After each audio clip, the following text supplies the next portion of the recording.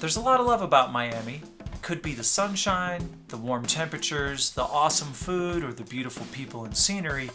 But what I really fell in love with was something I never expected. How a single city could be the home for so many different people from all over the world. We were really grateful to ride a 2018 Ural Gear Up provided by Ural of Miami.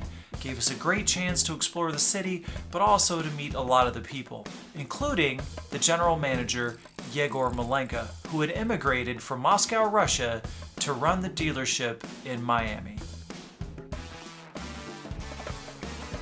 Stuff, but it's still in progress. So the main thing that we do right here is Urals, and we have, I think, the biggest collection in Florida, or maybe in the whole states. We have a lot of pretty big inventory. Yep. We have bikes that run under Eagle Rider as a renting bikes, so it's also, I think, we're the first who put the Ural in the Eagle Rider, and everyone familiar with this company, that it's the biggest renting motorcycle company in the States. So that's what we're doing here. That's fantastic. Now, I noticed earlier that you have some more vintage Urals that were imported from Ukraine. So can you tell us a little bit more about those, please? Yes, we have, our owner is a big fan of Urals, and he buy 5 units. They different years, so we have the very first one, M72. It's 1943 year of manufacture. So we have them, actually, a few of them he wants to save it for himself, and we also have our partners dealership in Central America, so we're gonna put them there as for expo, and like unique piece that just will attract some attention. Of course. And then, of course, you've got new inventory as well. You've got some, this is 2018 or 2017? Yeah, we have 2017, we have 2018. Yep. And soon we, as the factory gonna pass the certification for 2019, we're gonna receive few of them for sure. Sitting right behind you is the limited edition Ural Air. And that's also a very unique bike, and quite special that you have one available for sale, because there weren't very many made, correct? Yes, we're thankful for our owner that since he started with the Ural, he didn't miss none of the limited editions. So we just sold the last Baikal. It was also very unique, but an Air as well. Air keeps just very nice and positive idea that you need to film all the trips that you've done with the Ural.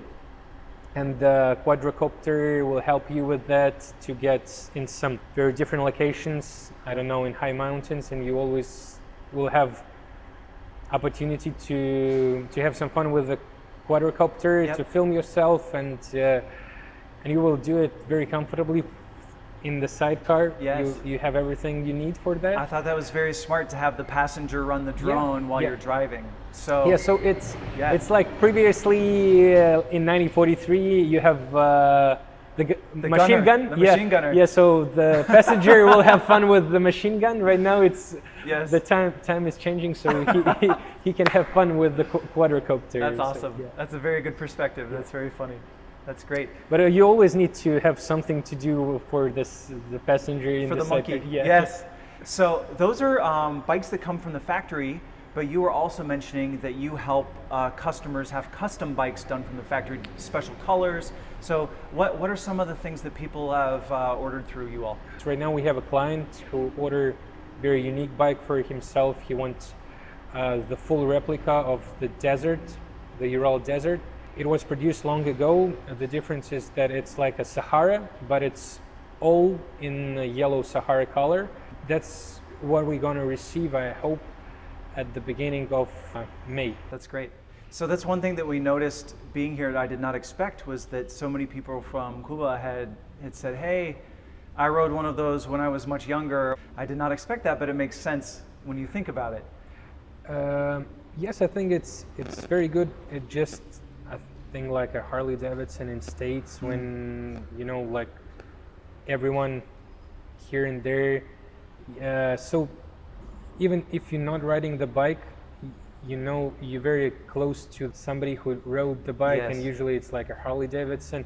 So the Ural was like a Harley Davidson in the Soviet Union countries, because there was Ural, there was a Dnieper. Dnieper Oh, is yep. the same as Ural, but in Ukraine. I think 70s, 80s, and some of the families in Russia, they may have only the bike. Car was very expensive, and not everyone used to have cars. So, but the bikes were more for the ordinary people. Yep. And that is why a lot of people, have very good memories about the youth when I don't know their grandfathers, fathers take them somewhere, or they do like the family trips, because in Ural you can probably fit the whole family, Yeah. and you can take, I don't know, go to the grocery store. And there's a lot of modification when they take out the sidecar and like make some heavy loads. Yeah, like a flat, the like flat, a bed, yeah. Yeah, the flat bed, and it's very good memories about that. Right now there's it's very good. The vintage, vintage is coming, and also in Russia a lot of people know that the Ural are well presented in the States. Yes. And sometimes they, I think, feel jealous that there is a lot of new Urals in States. Right. Yeah, because right now they expensive for the Russian people, but Yes. there's still some fans that own the Ural and ride it. So- the new Ural, I mean. So one thing that we talked a little bit about earlier is that the owner of Ural Miami has other locations around the world. We should go. We don't go? You'll go with us. I You don't need know. to go so you know the rest of the company. It's very important. Yeah, it's very important that Egor has to go to Yeah, all of your course. locations Yeah, with of course. us. I'm gonna think about it and try it. I won't take my family with me, but yeah, that will be fun. And Good. also in the Central America, even the trip from one coast to another, it won't take long. And through the mountains, I think see. will be very, very beautiful places That's you're awesome. gonna visit. So where are you from originally? Are you from Russia Yeah, originally? or somewhere else? I'm originally from Moscow. Okay, so my mother is from Puerto Rico. I wouldn't exist if both of my parents stayed within where they're from. So they made me. My wife her father is from Greece, and her mother is from the States. So I'm always curious to talk to people who come to this country. The only thing I can say, God bless America for the green card lottery Yes. that my wife wins. Good. Yeah, that's Is she from Russia as well? Where is she from? Yeah. Okay. Okay. Yeah, we were probably I never thought that we're gonna move. Move. Yeah. Yeah, but thanks to my father, he pushed me to Go on an adventure. to fill everything with the green card lottery, and my wife wins it. That's awesome. why I'm here, and that's the greatest opportunity that states I'm glad. gave for everyone. I think it's amazing. It's completely changed my life. I can't say that my life in Moscow was bad. We probably have everything. I work in very interesting business before, like a racing team. I work in China, so everything was really great. I have a lot of cars, bikes, run my own small team when I was driving in the Supermoto Championship. It's still great opportunity to change something in your life completely. I know that all the people are going through some hard times with the moving. It's not that easy as somebody can expect. Also, when you have a family. Yeah. I have 2 kids, so I'm right now the only one who's working, but Are they close to Gibson's age, or younger, or older? You don't have to say how old they are. No. Are they younger? They young. Yeah, my son is They're 4. Okay. Yeah, and my daughter, she's only 3 months. Oh my Yeah, goodness. she was born here. So Oh my good. There you go. Yeah. Good deal. So Gibson's my stepson. So I met him when he was 3. So I missed all of the baby stuff. My wife's other son is older, and he was 12. He was close to Gibson's age when I met him. So I don't know how to change a diaper. I don't I only hear whining but not crying, so I missed all of that. So I have no idea what that's like, but it sounds. It's very good part. Yeah. Yeah, Good. it's much easier than when they're older and have their own opinion and all this Yes, stuff. lots of own opinions. Do you take your family in the sidecar yet, or are they too young? Yeah, the last time my son helped me to take the bike for you from the Eagle Rider. Yeah. Yeah, we drove with him in a sidecar. Cute. Yeah. That's awesome.